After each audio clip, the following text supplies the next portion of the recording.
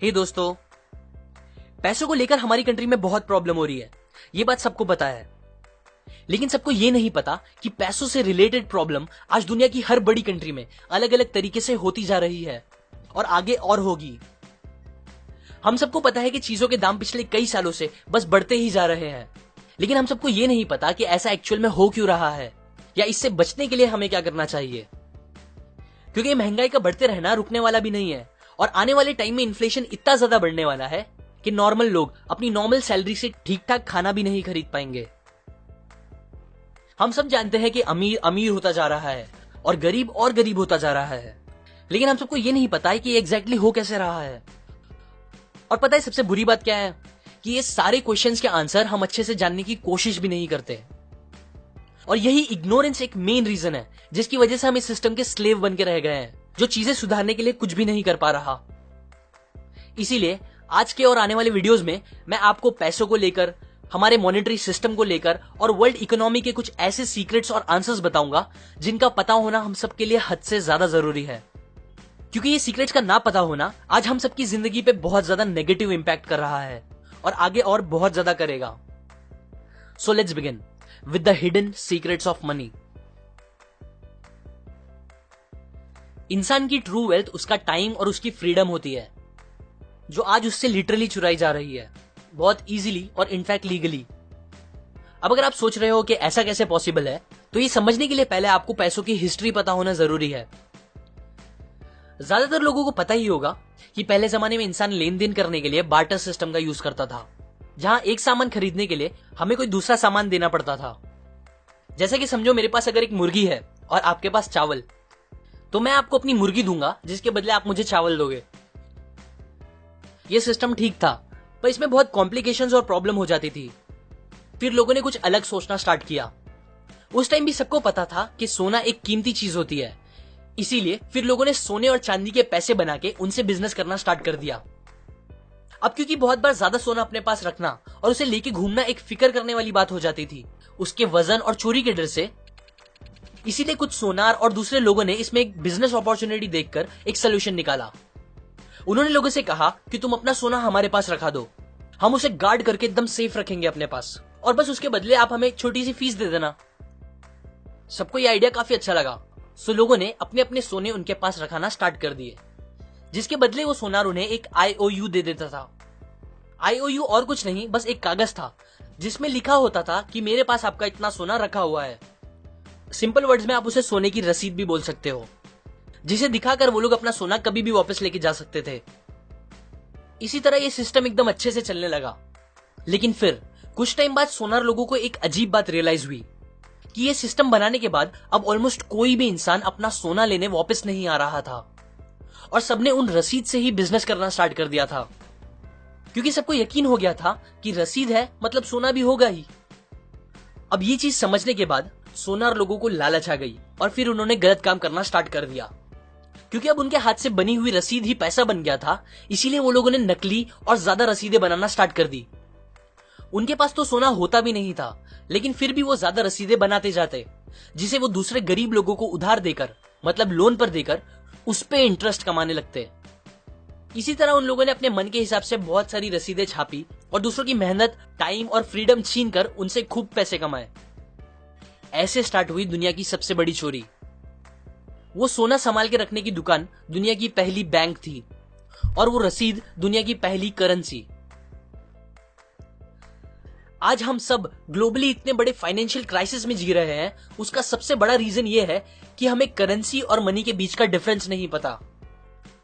बहुत से लोगों को लगता है कि करेंसी और मनी दोनों एक ही चीज है, लेकिन ऐसा है नहीं। करेंसी एक मीडियम ऑफ एक्सचेंज है, जिसे आप कहीं भी लेके घूम सकते हो, जो जल्दी खराब नहीं होता, जिसके छुट्टे कराए जा सकते हैं, और जो फंजिबल होता है। मतलब आपके जेब में जो 100 रुपए है वो मेरे जेब के 100 रुपए से एकदम सेम है, और उनसे हम सेम चीजें खरीद सकते हैं। ये होती है करेंसी।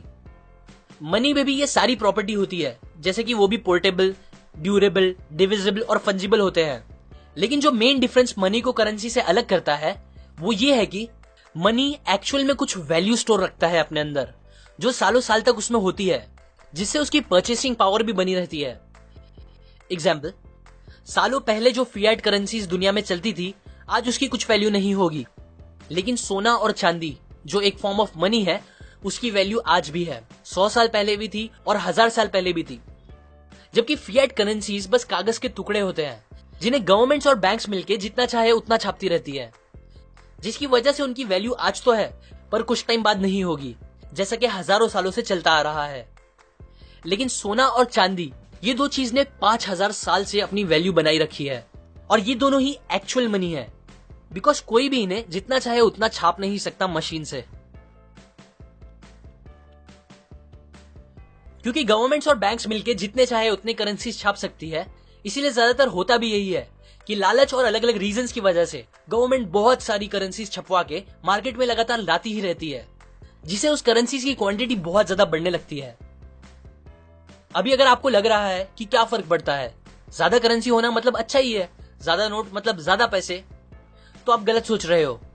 क्योंकि महंगाई बढ़ते रहने का मेन रीजन और डेफिनेशन यही है कि करेंसीज की सप्लाई बढ़ते जाना। जितनी ज्यादा करेंसीज बढ़ेगी कंट्री में, उतना ज्यादा चीजें महंगी होती जाएगी। एग्जाम्पल, समझो एक पुल है, लेकिन ये नॉर्मल पानी का पुल नहीं है बल्कि करेंसीज का पुल है, और उसमें एक बड़ा सा स्पॉन्ज रखा हुआ है जो कि है चीजों के दाम। सो होता यह है कि जैसे जैसे करेंसीज बढ़ने लगती है, चीजों के दाम भी उसे सोख के खुद भी बढ़ते जाते हैं। फिएट करेंसीज का ये गेम बैंक्स के कॉन्फिडेंस और हमारे लैक ऑफ नॉलेज की वजह से चल रहा है। क्योंकि बैंक्स आपसे ये छुपाती नहीं है, बल्कि वो तो एकदम खुल्लम खुल्ला बताती है कि ये करेंसीज फिएट है, मतलब उनके पीछे कोई सोना नहीं रखा हुआ है।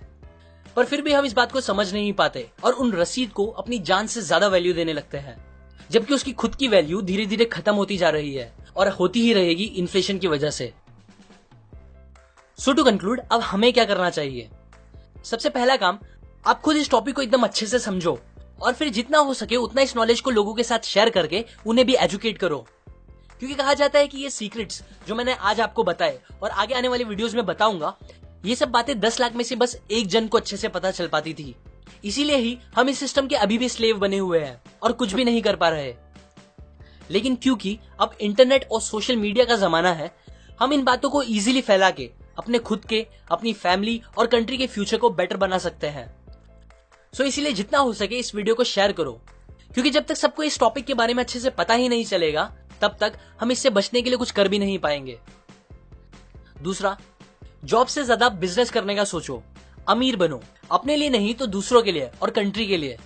क्योंकि बिजनेस करने से ही आपको इस सिस्टम से लड़ने के काफी लूपहोल्स मिलेंगे, ना कि जॉब करने से। तीसरा, थोड़ा इन्वेस्टमेंट गोल्ड और सिल्वर में रखो, क्योंकि वो ही रियल मनी है जो अपनी परचेसिंग पावर लंबे टाइम तक बनाए रख सकती है और जिसे गवर्नमेंट जब चाहे जितना चाहे प्रिंट या रातों रात बंद नहीं कर सकती। ये बातें मैंने आपको माइकल मलोनी की book guide to invest in gold and silver book से और उनके बनाए वीडियो से इंस्पायर होकर बताई है। अगर आप डिटेल में सारी बातें सीखना चाहते हो तो आप डिस्क्रिप्शन में जाके वो खरीद सकते हो, या अगर आप ऐसे ही मेरे थ्रू ये बातें सीखना चाहते हो तो आप मेरे चैनल के होम पे जाके उधर बने बेल पे क्लिक कर दें। इसे जब भी मैं नेक्स्ट वीडियो अपलोड करूंगा आपको उसका नोटिफिकेशन आ जाएगा। अभी के लिए लाइक करें, अपने व्यूज कमेंट करें इस टॉपिक को लेकर, शेयर करें इस वीडियो को अपने फ्रेंड्स एंड फैमिली के साथ, सब्सक्राइब करें। मैं और ऐसी काम की बातें आपके साथ शेयर करता रहूंगा, यूजुअली हर वीक। And finally, thanks for watching.